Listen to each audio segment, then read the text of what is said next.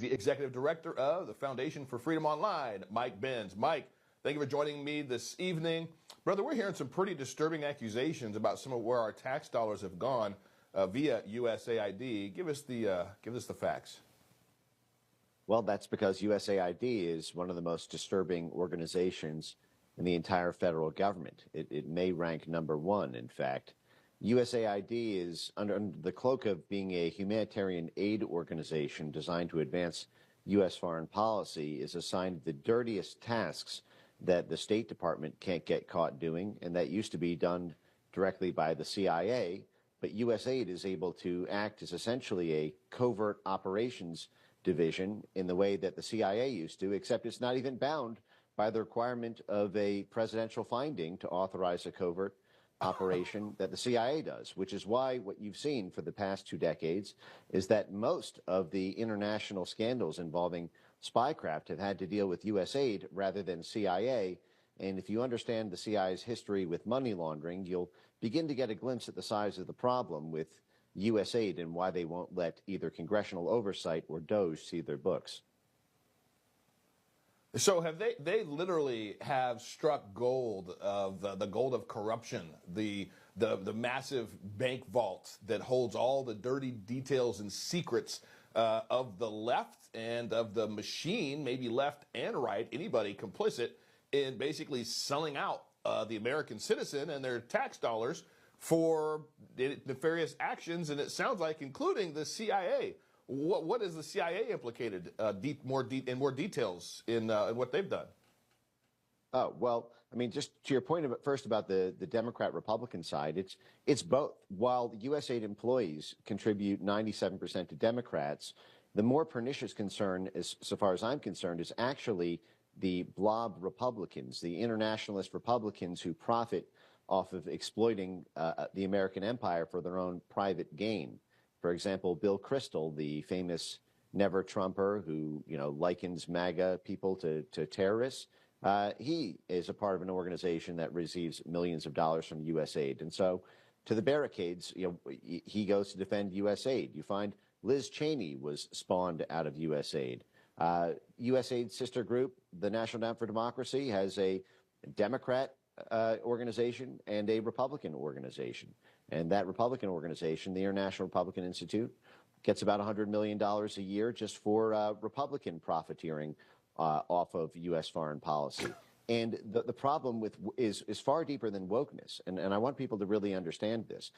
When the National Endowment for Democracy, the constant companion of USAID and functionally interchanged, it was born out of a USAID memo in 1982 to give birth to the National Endowment for Democracy. But when they overthrew the government of Bangladesh 4 months ago in September 2024, these are leaked documents that were published in the gray zone just 3 months ago. The internal baseline assessment that the IRI submitted to the State Department was that the only groups that they could muster to form an opposition group against the sitting government were gay and transgender groups, were 2 racial minority groups within Bangladesh, and youth and student groups who predominantly listen to rap music. So what do they turn around and do? IRI, in tandem with USAID, they funded Bangladeshi rap groups. They funded transgender dance festivals.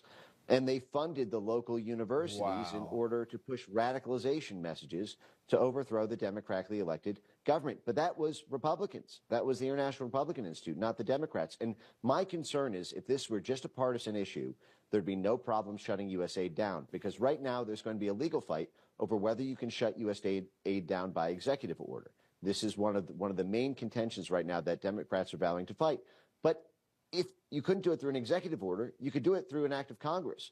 The problem is it's going to be much harder to do it through an act of Congress because Republicans there, internationalist Republicans who do foreign policy for personal profit, can form a majority coalition bloc with Democrats. That is, they can defect over to the Democrats and shoot down an attempt to legislate USAID out of existence. And the problem, again, is because they either directly or indirectly, or their sponsors or donors, are on the take. Wow. Wow, wow, wow. Yeah, we have hit the mother lode here I really hope that it's something that President Trump can just issue an EO and say it's done. I hope also that as they begin to uncover the details of all of these schemes that go back 20 years, as you say, I hope that the individuals involved get exposed, and literally the America gets to see exactly who's been on the take for doing what, and maybe that'll push the ability for President Trump to sign an executive order and shut it down. What are your thoughts? Well, in terms of what, the amount is totally eye-popping and overwhelming. The analogy that I've been giving for the past 2 years is that many people think they live in the world they think they live in, but in some respects, it's a carefully constructed Truman Show made up of movie characters around them, produced by USAID. And what I mean by that is USAID has infected the institutional architecture of every aspect of American society and world society. They have infected the media by USAID-sponsored media. They have infected social media by galvanizing advertiser boycotts and pressure to change social media algorithms. They've corrupted the prosecutors by USAID's work with prosecutors, prosecutor groups, and media groups to create predicates for prosecutors to take action. They've corrupted the unions. They've corrupted the public health institutions. They've virtually every layer, from academia to civil society to the private sector to the media to the government, is flowing through with unaccountable USAID bribe money to advance what's said to be U.S. foreign policy interests. But because Donald Trump ran on a foreign policy vision dramatically different from the legacy establishment, they used USAID as the tip of the spear to kill the domestic drivers of foreign policy, a.k.a. take out the guy who's running for president and his movement, and you won't have to worry about anyone challenging our foreign policy vision. Wow, I gotta go. This is amazing. I need to have you back on really soon, Mike. But really quickly, if you can tell me in 15 or 20 seconds, has every past president for the last 20 years known about this corruption with USAID and just chose not to do anything about it? Well, most of them are on the take. Joe Biden was the head of the Senate Foreign Relations Committee, which directly oversees USAID. USAID was funding Burisma. USAID gave money to Burisma and had a formal partnership agreement with Burisma. Barack Obama's mother worked for USAID. And the Bush family runs right through it. Bush's, Vice President Dick Cheney, Liz Cheney worked for USAID. They're all in on it. And this is the reason that the Trump revolution was so revolutionary. It's because it defeated both sides of the USAID snake. And now we're going to see just exactly how the snake bites back when it's cornered. I wonder if all of the lawfare and the everything that they threw at President Trump in his first term, the Russiagate, the collusion, all the stuff, I wonder if that was just to try to keep him on his heels enough to not look at USAID. But wait, but that was a USAID thing Mike too. Benz, appreciate you. Can I say this one thing real quick? No, I have to say this. Yes. Okay. USAID funded a group called the OCCRP. Everyone can look this up. They paid $20 million to a group of hit piece journalists who turned around and dug up dirt on Rudy Giuliani and then used that as the basis to impeach the sitting president, Donald Trump, in 2019.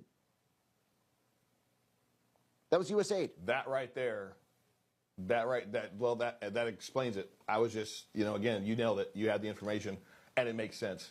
I got to have you back soon, Mike. We're going to keep close eyes on this here at the Pulse. Mike Benz, thank you so much for your insights, brother. Thanks, David.